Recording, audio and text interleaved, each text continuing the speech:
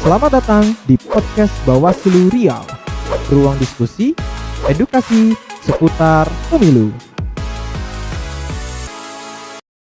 Assalamualaikum warahmatullahi wabarakatuh. Selamat siang, salam sejahtera untuk kita semua. Sahabat Bawaslu, gimana kabar hari ini? Saya berharap semoga kabar sahabat Bawaslu dimanapun berada selalu dalam lindungan Allah Subhanahu wa Ta'ala. Amin amin ya robbal alamin. Sahabat Bawaslu, kali ini saya Laude Muhammad Aulia kembali lagi menjadi host pada podcast kita di tahun pertama di tahun 2023. Dan kali ini podcast Bawaslu Riau pada episode 9 kali ini akan membahas terkait dengan kawal hak pilih, apa langkah pemerintah Provinsi Riau. Dan kali ini saya tidak akan membahas tema ini seorang diri. Saya ditemani oleh dua narasumber istimewa hari ini yang akan membahas tentang bagaimana mekanisme pemutakhiran daftar pemilih serta tahapan pencocokan dan penelitian yang saat ini sedang berjalan dalam tahapan pemilu di tahun 2024 mendatang. Di samping saya sudah ada anggota Bawaslu Provinsi Riau, Koordinator Divisi Pencegahan, Humas dan Parmas, Pak Amiruddin Sijaya. Assalamualaikum Pak. Waalaikumsalam warahmatullahi wabarakatuh. Gimana Pak kabar hari ini? Alhamdulillah sehat walafiat. Oke. Dan yang kedua, saya kedatangan tamu kebetulan dari Dinas Dukcapil. Beliau adalah Ibu Multi Handayani Tintin. Betul Bu ya? Betul sekali. Gimana Bu kabar hari ini? Alhamdulillah walaupun hari mendung tapi kita harus tetap semangat. Iya, harus tetap semangat. Ibu kebetulan saya mau tanya Bu. Ibu kalau di Dinas Dukcapil itu menjabat sebagai apa? Kalau boleh kami tahu. sampaikan Dukcapil bahagian dari Dinas Pemberdayaan Masyarakat Desa, Kependudukan, Dinas Pemberdayaan Masyarakat Desa dan Kependudukan. Jadi kebetulan pada kami diamanahkan namanya Kepala Bidang Pengelolaan Informasi Administrasi Kependudukan dan Pemanfaatan data. Pemanfaatan data, Bu Ya. ya. Ibu, kami undang Ibu di sini. Bu, biasanya Ibu dipanggil siapa, Bu? Ibu Multi. Ibu Multi ya. Kita undang di sini, Bu. Kita mau bincang-bincang nih terkait dengan gimana sih peran pemerintah terkait dengan pemutakhiran data pemilih. Baik. Oke, saya mungkin sebelumnya ke Pak Amir dulu, Pak. Kita kan saat ini mungkin besok terakhir ya kalau nggak salah Pak ya, kita memasuki tahapan pencocokan penelitian dalam tahapan pemilih.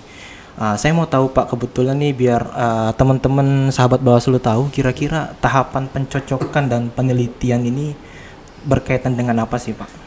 Ya, sebenarnya kalau kita mau gali lebih dalam lagi, stakeholder yang paling utama itu pemilih ya.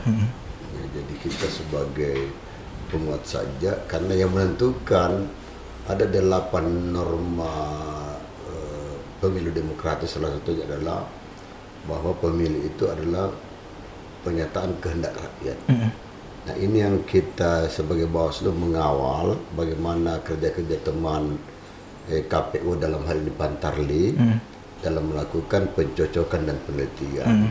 Tentu pencocokan dan penelitian karena KPU sudah membangun semacam regulasi buat de jure itu atas asas administrasinya, asas kepastian hukumnya, maka bagaimana asas de jure ini diberlakukan secara konsisten, secara benar di lapangan, sehingga kita, pengawas kita mulai dari pengawas kelurahan dan desa, kemudian panwascam, Bawaslu kabupaten kota bekerja untuk mengawasi bagaimana kerja-kerja Pantarli tersebut, supaya bagaimana Bawaslu mengawal hak pilih, tidak ada satupun warga negara di Indonesia ini yang kehilangan hak pilihnya. Saya kira di situ kepentingan kita. Tentu lain pula juga kepentingan daripada Dinas Dukcapil tadi, PMD dan Dukcapil, kemudian teman-teman KPU, tapi pada ikatnya semua dalam rangka mensukseskan pemilu kita. Saya kira di situ. Nah, untuk Bawaslu Riau sendiri Pak, dalam tahapan pencocokan dan penelitian, kira-kira apa yang diawasi di lapangan itu Pak? Ya, tentu kerja-kerja Pantarli pertama. Jadi kerja-kerja Pantarli bagaimana namanya pencocokan dan penelitian. Artinya apa? Karena kan data itu kan dari DP4 itu yang diberikan oleh Departemen Dalam Negeri. Tentu dari DAK2 dulu Bu ya. DAK2 kemudian secara berjenjang diberikan kepada kita ada diberikan kepada KPU, ada juga ke Bawaslu. Iya, ya. Nah, baru disinkronisasi namanya, sinkronisasi di provinsi ada, kabupaten kota ada. Kalau daftar pemilih berkelanjutan kemarin di Provinsi Riau itu ada 4 jutaan. Ternyata begitu turun di 4.720 sekian, ada lebih dari 2. Tentu kita akan 700.000 sekian ini itu didistribusi ke 12 kabupaten kota. Nanti mungkin Ibu Multi akan lebih jelaskan apa masalahnya di situ kan begitu. Kemudian yang kita awasi tentu kerja pertama subjeknya, pelaksananya Pantarlinya itu apakah dia bekerja door to door dari rumah ke rumah ataukah bekerja dari rumah saja. Kan begitu. Ada kan terkadang begitu, dia sudah tulis semua stikernya di rumah, tinggal disuruh anak-anak untuk pergi tempel-tempel ke rumah. Kan harusnya namanya coklit. Coklit itu kan pencocokan dan penelitian. Berarti ada data yang dibawa untuk dicocokkan, bukan kertas kosong. Kalau kertas kosong berarti sensus namanya itu kan begitu, isi. Ini tidak disesuaikan benar nak. Umpamanya Ibu Multi ini berapa orang di rumahnya, nama suami ada bapak ini, ibu ada, anaknya berapa sih ini Bu? 3 umpamanya kan. Tapi di kuliah, tapi ada Bu ya, tolong diminta KTP-nya. Ada kakaknya Ibu Multi kan begitu. Ini KTP anak saya nih. Tapi dikirimkan lewat tapi sekarang kan ada sistem digital ya, digital. Bisa beratkan. Iya betul ada baru. Kan itu gampang aja coklat itu. Di coklat kemudian ubah data atau dicoret kan begitu. Dari berbagai elemen tadi kan begitu. Jadi ada juga kalau termasuk di situ, anak ibu ini belum masuk tapi sudah 16 tahun. Nanti pada tanggal 14 Februari sudah 17. Berarti data potensial dimasukkan nanti. Gitu. Jadi itu kerja baik objek pengawasannya dan juga subjeknya. Pelaksananya. Mungkin sebelum lebih jauh saya mau ke Ibu Multi dulu Bu. Nah, untuk gambaran di Provinsi Riau sendiri, sebenarnya jumlah penduduk di Provinsi Riau itu ada berapa sih Bu di tahun 2023? Baik, terima kasih. Untuk jumlah penduduk Provinsi Riau ya, kita mengacu kepada untuk sekarang ini mengambil pada semester 2 dari tahun 2022. Untuk jumlah kakak itu ada 1.997.287 kakak. Sedangkan untuk jumlah penduduk sendiri, jumlah penduduk Riau itu sendiri adalah sebesar 6.743.099 jiwa. Terdiri dari laki-laki 3.443.387 jiwa dan perempuan 3.299.712 jiwa. 712 jiwa ya. Itu dari semester 1 ke semester 2 itu ada sedikit kenaikan. Iya. Berarti itu terkait dengan jumlah penduduk Bu ya. Tapi apakah jumlah penduduk di Provinsi Riau itu dapat dipastikan dia sebagai daftar pemilih atau beda dia antara jumlah penduduk dengan jumlah daftar pemilih? Kalau kita menyikapi itu kita pastilah ada perbedaan karena dikarenakan barangkali ada yang belum merekam, ada usianya yang belum seperti dikatakan Pak Sanjaya tadi, ada yang belum sampai gitu. Tapi kita di lapangan tetap berusaha akan memaksimalkan kawan-kawan di lapangan sampai mencapai hasil yang diinginkan. Kita akan pastilah Dukcapil juga ikut mensukseskan untuk 2024 ini. Pasti itu. Jadi kan begini Bu ya, kalau event pemilu kan kalau masyarakat mungkin menyikapi bahwa ini eventnya KPU dan Bawaslu sebagai penyelenggara. Sebenarnya kan semua berkolaborasi Bu dalam mensukseskan. Tapi kalau untuk di pemerintah Provinsi Riau sendiri Bu, apa kira-kira perannya ya terkhusus untuk di Dukcapil Bu ya dalam penyelenggaraan pemilu ini?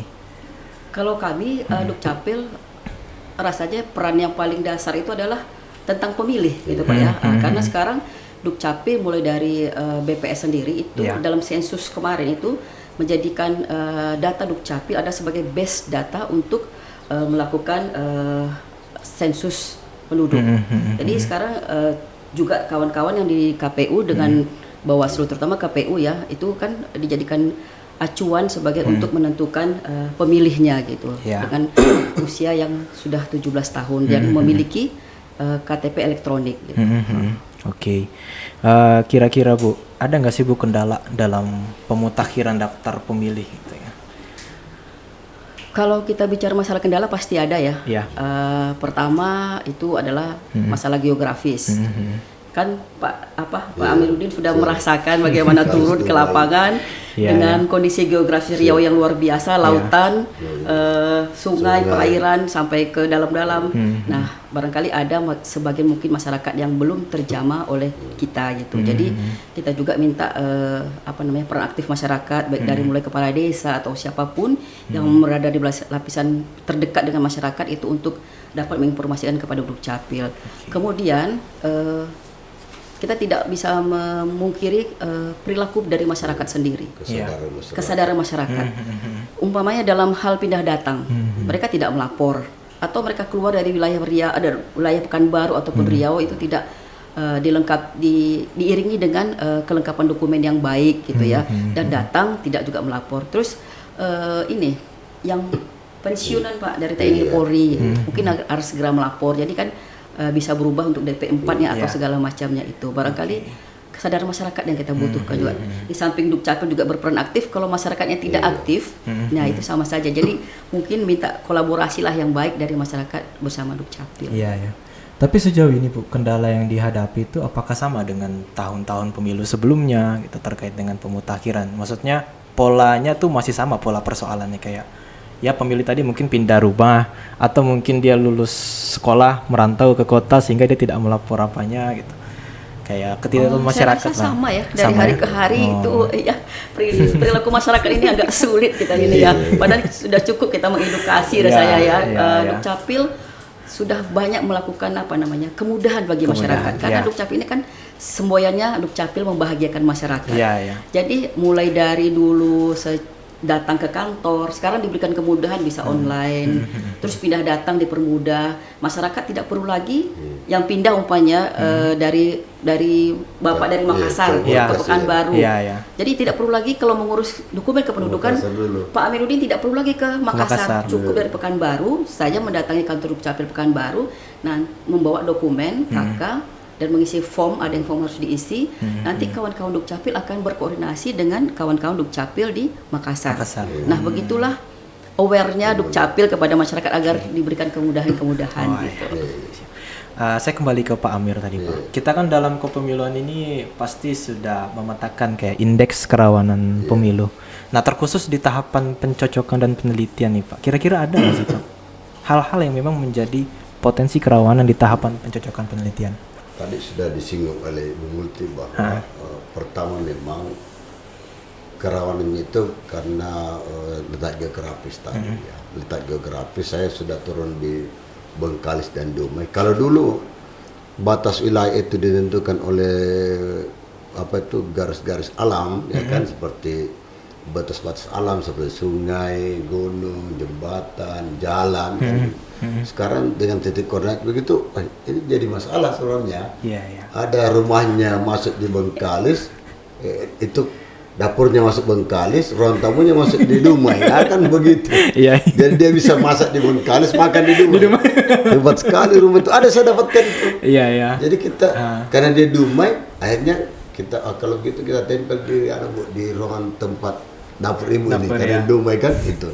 Tapi alhamdulillah petugas kita apresiasi ya di Dukcapil Dumai dan Bengkalis cepat jalannya sehingga mereka dikumpulkan dikumpulkan di rumah Pak RT, lalu difoto, lalu semua itu cepat itu.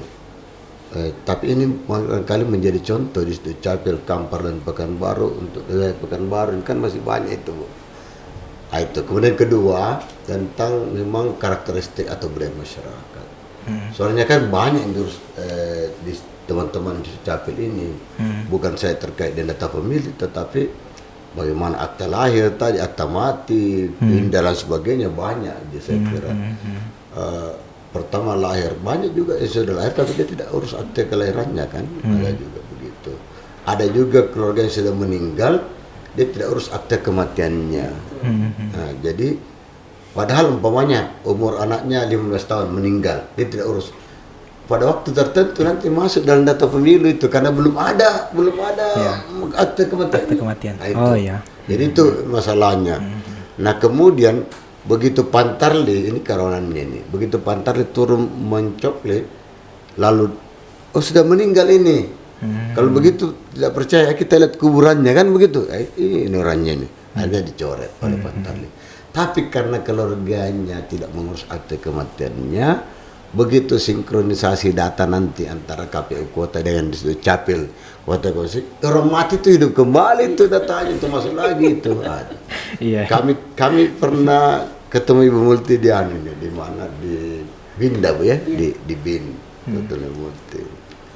Jadi ternyata di samping juga ada ketidaksadaran, ada juga mental masyarakat kita yang memang juga perlu kita benahi kan. Istilahnya dalam tanda kutip ya masih ada pikiran-pikiran jahat begitu dalam tanda kutip ya. Ya ada ternyata ngeri kalau persoalan keburukan ini. Ada yang masih hidup dibuatkan sertifikat kematian oleh istrinya karena suaminya kawin lagi kan begitu. Ada juga suami membuat sertifikat kematian istrinya karena suaminya mau kawin lagi kan gitu. Ini kan ngeri juga. Bahkan ada anak yang mengurus sertifikat kematian bapak dan mamanya hanya karena mau mendapatkan harta warisan kan begitu. Jadi saya bertanya ulang ke Multi itu, ini benar itu kan tidak mungkin. Ini forum proses ini kan. Nah saya kira itu kan keprihatinan kita semua sebenarnya. Jadi harus sadar masyarakat untuk urus administrasi. Saya terus terang saya pernah ungkapkan di beberapa forum, saya di mana-mana saya tinggal pasti saya urus KTP itu. Karena begitu kita berurusan pasti diminta KTP-nya itu. Jadi itu yang kami ini. Jadi kami sudah beberapa kali ketemu Ibu Multi di forum. Perlu kita undang untuk forum podcast kita untuk sarana pendidikan politik masyarakat. Bagaimana masyarakat cerdas supaya nanti jangan sampai dia salahkan Bawaslu, dia salahkan Dukcapil, dia salahkan KPU bahwa ini adalah hak politik kami. Kenapa kami tidak masuk dalam DPT? Gimana masuk dalam DPT? Kamu sudah 5 tahun di sini masih KTP luar kan begitu, masih KTP Jawa, masih KTP provinsi tetangga, Sumatera Barat, Sumatera Utara utamanya atau Jambi dan Palembang kan begitu banyak tuh. Tapi kalau umpamanya mereka juga karena tugas belajar mungkin masih kita maklumi kan karena akan pindah lagi atau balik lagi. Tapi ada juga terkadang Bu, di samping dia kendala geografis dan kendala mental atau dari masyarakat, ya tentu kita tidak bisa untuk mata ada polisi atau kebijakan pemerintah yang juga terkait dengan mental itu. Umpamanya kalau dia pindah KTP tentu alamatnya tentu akan berurusan dengan surat kendaraannya. Kalau kendaraannya banyak 5, dirubah itu berapa biayanya kan? Kalau dibebaskan itu atau secara otomatis terubah di situ, tinggal menjemput STNK atau BPKB mobilnya, barangkali masyarakat mau. Tapi siapa lagi mau ke lantas urus ini, uang PT berapa lagi dan sebagainya kan? Surat tanahnya pemburu kan itu terkadang. Ini kendala di lapangan. Kendala juga ini barangkali di samping mental masyarakat, tapi kita tidak bisa salahkan juga. Mungkin polisi dari kita, kebijakan kita juga yang tidak menyambut atau bergayung bersambut dengan mental masyarakat tersebut. Sudahlah dia malas dipersulit pula, sudahlah itu. Jadi ketemu dia. Jadi kita juga, terakhir tanggal 14 Maret 14 Maret untuk coklat. Saya tadi dihubungi oleh KPU, Bang, sekarang sudah menuntut ini teman-teman PKD minta datanya ke PPS kami. Tolong tahan dulu karena sekarang masih ini. Saya sudah informasikan. Jadi saya kira tidak ada masalah yang tidak selesai sepanjang kita mau komunikasi barangkali. Kami juga begitu. Komunikasi di Dukcapil, ini Bu, bahkan mereka yang pada pas hari H tanggal 17 17 tahun itu, 17 pada 14 Februari itu sudah diberikan suket kan. Jadi kalau bukan KTP, suketnya itu sudah berlaku seperti KTP itu. Jadi saya kira sudah antisipasi semua, tinggal bagaimana kita menjemput aja kebijakan yang baik ini. Oke, baik. Tentu kan Pak, sebelum kita melakukan pengawasan di lapangan itu kan tentu kita Kalau sekarang Bawaslu itu kan dia modelnya lebih kepada pencegahan ya Pak. Jadi sebelumnya tuh sebelum tahapan pencocokan dan penelitian dilakukan, apakah sudah ada kayak sosialisasi kepada masyarakat agar mereka juga ikut mengkawal hak pilihnya? Gitu? Jadi gini, sebelum KPU bekerja kita sudah surati KPU itu Bu, agar berkoordinasi dengan PMD, ya. PMD Distrik Capil. Kita sudah surat itu.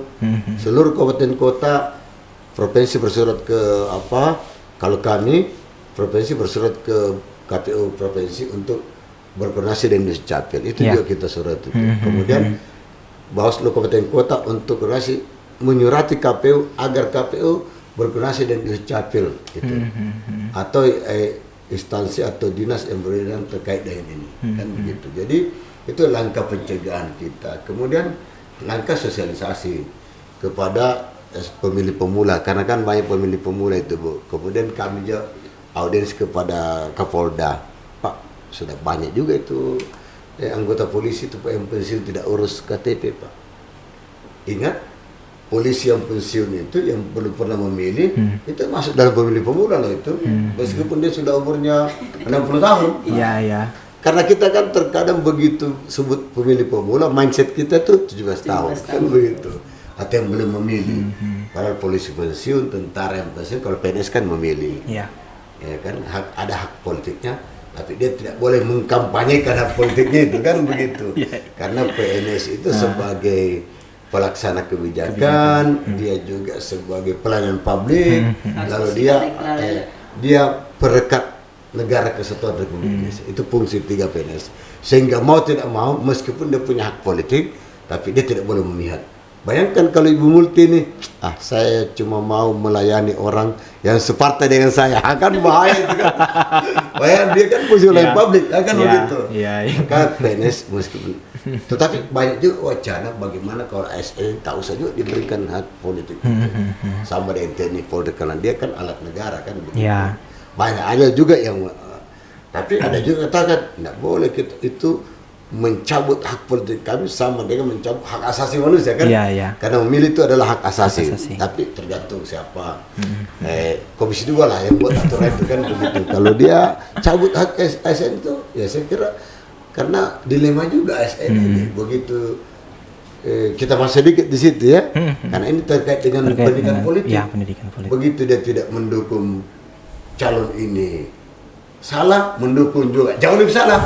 Karena kami ini Bu, terus terang di Komisi ASN sudah banyak antar KPU Bawaslu Kabupaten Kota untuk melaporkan afiliasi ASN itu, dan memang teguran, termasuk Sekda Kota Pekanbaru kan diambilkan di rapat, apa itu bahwa saya salah kan, malu juga kan begitu. Untuk kalau baru teguran ringan, kalau teguran keras penurunan pangkat yang sebelumnya kan kasihan juga. Tapi begitu dia tidak membantu, begitu naik nanti dilempar ke pedalaman, dilempar ke tempat-tempat yang istilahnya yang tempat sulit berkembang tadi kan. Sulit mendapatkan akses akses informasi dan lain sebagainya. Sebagai bentuk hukuman sebenarnya. Ya bahasanya promosi, tapi sebenarnya hukuman itu ya kan begitu. Kadang itu kan biasa itu, tapi itu kan bahasa politik juga kan gitu. Jadi itu barangkali tugas kami Bawaslu. Dan alhamdulillah saya cek kerjasama antara KPU dan Bawaslu dan Distrik Capil di kabupaten kota itu bagus itu. Oke. Saya kembali mungkin ke Ibu Multi ya. Kita berbicara tadi kan bahwa semua unsur elemen pemerintahan juga bersinergi. Nah, untuk di Provinsi Riau sendiri, pemerintah Provinsi Riau terkhusus PMD dan Dukcapil ya. Bagaimana kira-kira sinergitas antara pemerintah provinsi terhadap Komisi Pemilihan Umum dalam proses pemutakhiran data pemilih ini? Kalau kami dari pemerintah provinsi yang diwakili oleh PMD Dukcapil, dalam melakukan sinergitas sama KPU selalu ya kita intens gitu ya berkomunikasi. Baik secara kedinasan ataupun secara verbal kedekatan seperti itu ya, selalu melakukan komunikasi. Jadi mana yang kendala, umpamanya saya kalau ada data yang baru kayak ini, data sebesar 2 langsung saya share gitu. Nanti terus ada pertemuan-pertemuan, kita memberikan sedikit edukasi kepada anggota-anggota KPU di kabupaten kota gitu, bagaimana kinerja Dukcapil di lapangan gitu, seperti apa gitu. Jadi ya seperti itulah, kita tetap support untuk mendapatkan pemilu yang lebih baik gitu ya, Iya. depannya khususnya di 2024 nanti gitu. Jadi metode pemberian datanya itu Bu terhadap KPU itu dia update-nya tuh per bulan kah, atau misalnya ada pendaftar baru diupdate dikirim ke KPU atau bagaimana? Kita tidak mengirimkan data ya ke Nggak KPU mengirimkan data ya? Karena kalau yang untuk update sendiri itu per 6 bulan. Per 6 bulan, berarti per 6 bulan semester data gue resmi, dalam ya. 1 tahun 2 kali berarti. Tapi kalau untuk apanya itu per 2 minggu untuk pembersihan data. Pembersihan data. Pembersihan Oh, datanya ya. itu per 2 minggu, setiap Jumat itu dilakukan pembersihan data. Kalau dulu mungkin per 6 bulan ya, tapi karena dengan SIA terpusat sekarang ini namanya, Ya. itu per 2 minggu. Jadi data lebih valid dan akuntabel itu lebih dapat untuk pemilu 2024 ini nanti. Iya, ya. Karena dia cepat itu apanya pembersihan datanya. Tapi untuk mengupdate-nya itu 6 bulan, per 6 bulan. Oke. Dipublish, bukan diupdate ya, dipublish. Dipublish program. untuk iya. Berarti memang untuk update data, pemberian data pengakseskan data pemilih kepada KPU itu per 6 bulan Bu ya. Per 6 bulan. Kita mengeluarkan data per 6 bulan. Per 6 bulan. Oh iya. Nah, saya ingin menanya ke Pak Amir juga, Bu Multi juga. Tadi kan banyak cerita terkait dengan kendala-kendala lebih ke daerah-daerah perbatasan mungkin salah satunya. Nah, kalau untuk di daerah perbatasan itu sendiri, mungkin kalau untuk dari Ibu nanti kan saya mau bertanya bagaimana langkah pemerintah Provinsi Riau itu dalam menangani persoalan-persoalan di dalam pemutakhiran data pemilih itu daerah perbatasan. Nah, mungkin kalau untuk di Pak Amir, bagaimana mekanisme pengawasan terhadap pencocokan penelitian terhadap di kabupaten atau misalnya salah satu daerah yang memang beririsan gitu akibat perluasan wilayah atau mungkin pemekaran dan lain sebagainya. Mungkin saya dari Ibu Multi dulu. Baik, kalau untuk ini ya, untuk wilayah pemekaran gitu ya, perluasan wilayah. Kalau kami dari Dukcapil ini sifatnya mengeksekusi dokumen. Karena kita eksekusinya dokumen, bukan eksekusi fisik. Selagi yang bersangkutan mengurus dokumen kependudukan untuk berpindah wilayah, ya kita akan eksekusi gitu. Tapi menurut kami alangkah baiknya sebelum terjadi pemekaran wilayah, kedua daerah tersebut ya melakukan koordinasi ya Pak Nudi ya. Umpamanya mendudukan bagaimana nanti perpindahan dua wilayah ini masyarakatnya seperti apa gitu. Kemudian didukung oleh Pak Amin dikatakan tadi, seandainya bertukar nanti dokumennya, pertama terkait masalah tanah, umpamanya Pak ya, kendaraan. Nah ini kan harus dibicarakan sehingga masyarakat tidak enggan untuk mengurus dokumen kependudukannya. Jadi diberikan kemudahan-kemudahan sehingga masyarakat tidak akan enggan. Jadi kalau seandainya diberikan kemudahan, masyarakat yang mengurus kependudukan berpindah wilayah, ini kami siap akan membantu. Saya rasa itu mungkin lebih itu ya, lebih cepat kan ya. peralihan dokumen kependudukan ke wilayah yang lain. Tapi bila mana ditemukan data yang sifatnya ganda ya Bu dalam perbatasan, dia juga penduduk sini gitu. Lalu yang satu lagi di datanya juga penduduk sini gitu. Apakah dia perlu turun langsung untuk mengklarifikasi atau bagaimana? Sehingga dia memilih. Kalau sekarang ini rasanya untuk data ganda itu sudah tidak ada lagi. Makanya saya katakan apalagi sekarang namanya kami dalam sistem itu adalah namanya sistem SIA terpusat. Itu kalau data itu walaupun umpamanya dia memiliki dua dokumen yang berbeda, itu tidak akan bisa digunakan. Karena itu langsung di portal di sistem ya. Langsung ada tandanya di sistem. Jadi tidak mungkin kalau dulu saya katakan tadi mungkin kita dulu ya bisa punya KTP sampai beberapa buah gitu di mana-mana ada gitu ya. Kalau sekarang ganda itu sangat tidak mungkin gitu ditemukan gitu. Makanya kami dari Dukcapil berani menjamin data kita tuh ada data yang valid dan akuntabel gitu. Saya beralih ke Pak Amir tadi Pak. Tadi kan sudah dijelaskan mekanisme penanganan apabila terdapat kendala ya di perbatasan. Nah, kalau dari Pak Amir Pak, mungkin kalau untuk di pengawasan tersendiri, kira-kira bagaimana kalau misalnya ditemukan adanya data yang memang bermasalah dalam perbatasan ini dalam kegiatan tahapan pencocokan dan penelitian? Jadi beberapa hari yang lalu ya kita undang Dukcapil sebagai pembicara, kemudian Kesbangpol juga, lalu Bawaslu dan KPU, kemudian kita dudukkan daerah-daerah yang teman-teman KPU dan Bawaslu itu istilahnya ada semacam daerah yang perbatasan itu yang bermasalah terkait dengan coklit. Umpamanya perbatasan antara KPU kan, KPU kerja KPU Pantarli, KPU Pekanbaru dengan Kampar kan begitu. Kemudian Kampar dengan Rohul, kemudian Bengkalis dengan Dumai, lalu Dumai dengan Rohil. Itu kan bermasalah itu kan begitu. Jadi dari itu kita undang semua. Alhamdulillah setelah mereka elaborasi itu sudah selesai. Yang penting kita tegaskan di forum itu dan itu Capil juga hadir bahwa yang penting Anda konsisten dengan de jure tadi. Jangan berpindah-pindah. Tetapi ada asas yang bisa menabrak de jure itu. Pertama terkait dengan pemekaran tadi, pemekaran yang belum dicepat disinkronkan datanya masih memakai data lama. Kemudian itu bahus seperti rutan. Rutan kan itu asas locus delicti, di mana dia melakukan kejahatan, di situ dia dihukum. Ya kan begitu. KTP Kampar atau KTP Pahlawan di Pekanbaru buat kejahatan dihukum di sini kan begitu. Maka ya sudah didata lalu itu tidak berlaku as de jure itu.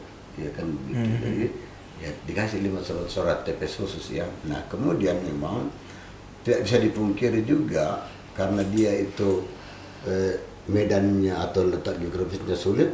Ada juga memang beberapa Pantarli yang itu tadi coklit dari rumah, bukan dari rumah karena pertama karena lahannya itu letak geografisnya sulit. Kemudian kedua juga karena rata-rata Pantarli itu kan tokoh masyarakat, RT RW dan ini juga pengurus RT RW yang merasa tahu warganya sehingga dia dicoklit di rumah saja gitu. Atau terkait dengan lain yang disekakan, lain yang pergi mencoklit. Nah itu. Ya kan ini kan 2 bulan kerjanya ini. Disubkan juga ini kerjaan. Padahal tidak seberapa gitu, kan. Bisa-bisa 2 stiker satu rumah. Ya kan?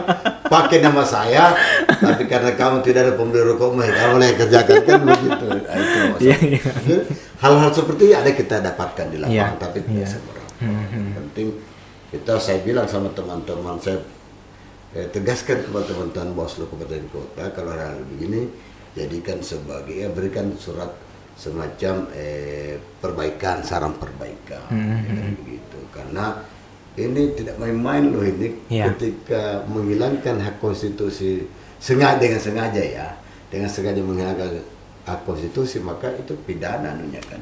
Kan tidak mungkin kita mau mendorong lebih masif ke pidananya itu karena kan sama-sama kita tuh bagaimana kita saja menjaga jangan sampai Pantarli itu, makanya kita harus pastikan Pantarli ini bukanlah afiliasi partai atau kepentingan politik tertentu karena berbahaya.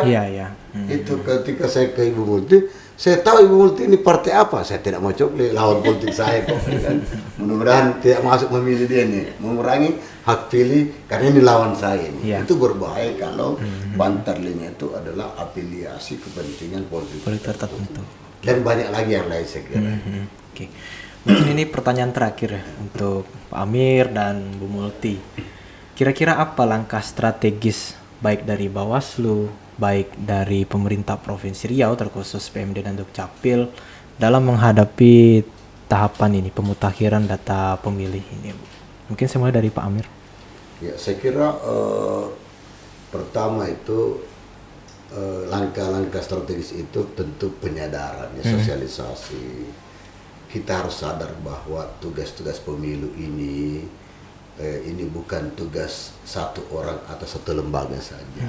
Dia harus sinergitas, sering-sering membangun komunikasi baik formal maupun informal. Saya kira kalau kita coba diikat komunikasi secara formal begini kan sangat sempit karena betapa banyak hal-hal yang perlu kita diskusikan di forum-forum informal yang mungkin terpaksa mohon maaf kita harus ganggu juga jam istirahatnya Ibu Multi kan dan teman-teman yang lain, teman-teman KPU juga bisa telepon dari kita.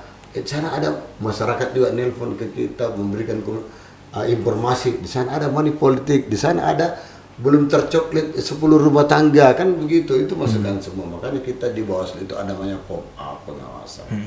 Form A pengawasan itu diisi saja apa yang terjadi di lapangan, diisi. Karena kalau saya pelajari, saya semenjak saya bekerja menjadi penyelenggara baik di KPU dan Bawaslu, rata-rata kalau disengketa di Mahkamah Konstitusi itu adalah alasan pertamanya terkait DPT ini. Rata-rata itu masyarakat saya banyak yang tidak tercoklit di kabupaten ini kan, padahal itu adalah pendukung kami, padahal belum tentu juga pendukungnya kan begitu. Belum tentu juga kalau tercoklit dan memilih dia. Tapi kan itu sebagai alasannya kan begitu.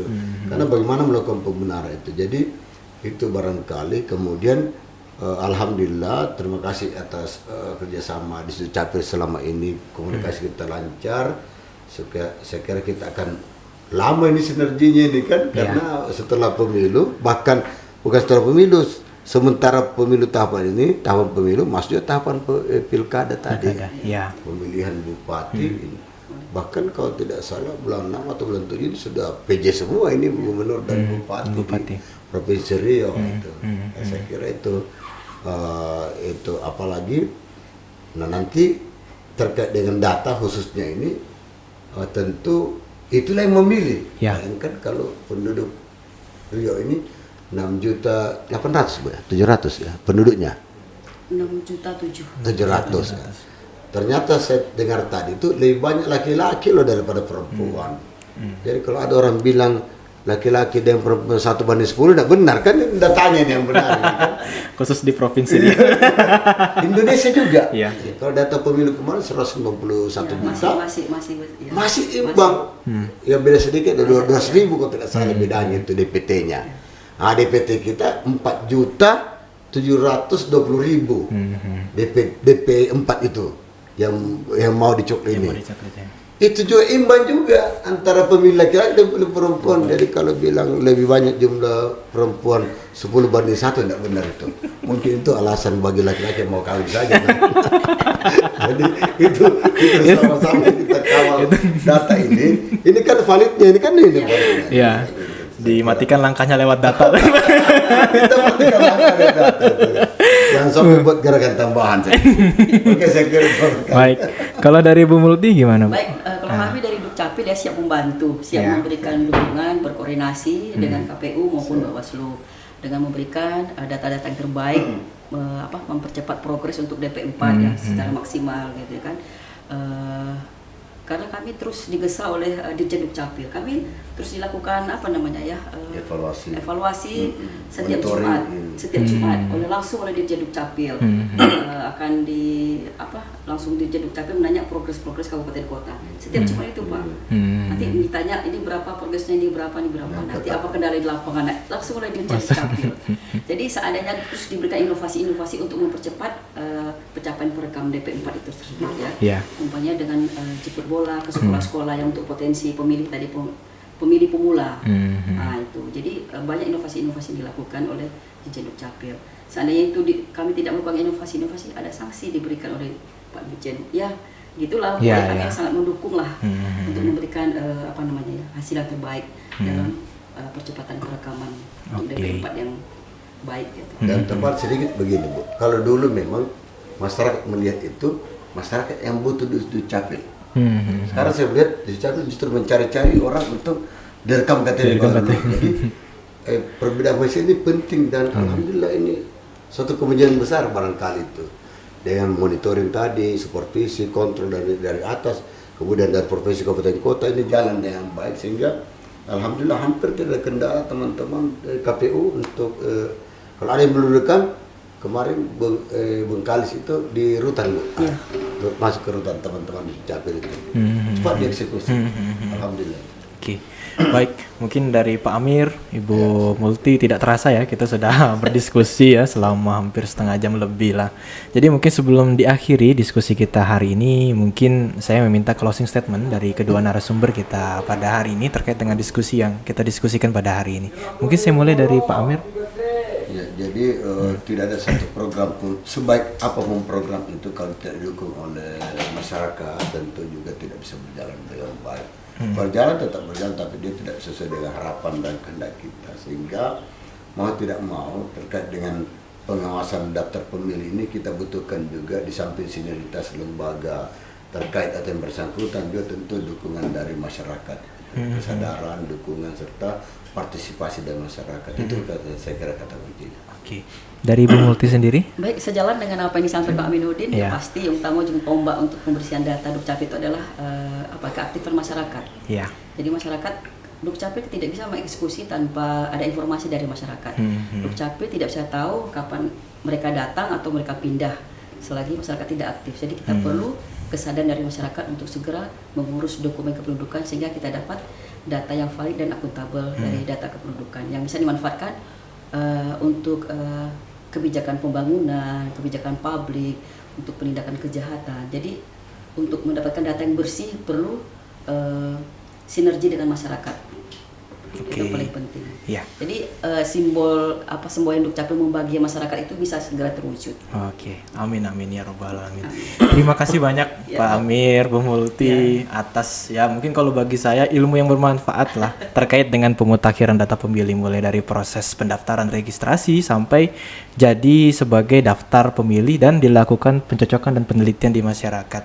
Jadi sejatinya ketika saya tarik kesimpulan atau misal hasil diskusi kita pada hari ini, sebenarnya kita tidak menakut-nakuti masyarakat untuk selalu mengawal hak pilih, tapi apa yang kita lakukan, apa yang Bawaslu, KPU, serta pemerintah lakukan ini adalah hal yang baik bagi masyarakat agar hak pilihnya terjaga sampai nanti di tahun 2024 mendatang. Terima kasih banyak Pak Amir, Bu Multi waktunya. Semoga diskusi ini bukan diskusi terakhir Bu, kita akan diskusi selanjutnya sampai nanti pada saat hari H di tahun 2024 mendatang. Dan juga kepada sahabat Bawaslu, jangan lupa selalu kawal hak pilihnya dimanapun sahabat Bawaslu berada. Kami justru akan melakukan hal yang maksimal agar sahabat Bawaslu dimanapun berada bisa memilih pemimpin yang nantinya akan menjadi nahkoda di negara kita di tahun 2024 mendatang. Saya Laude Muhammad Aulia sebagai host pada hari ini pamit undur diri. Terima kasih, sampai jumpa di podcast selanjutnya. Assalamualaikum warahmatullahi wabarakatuh.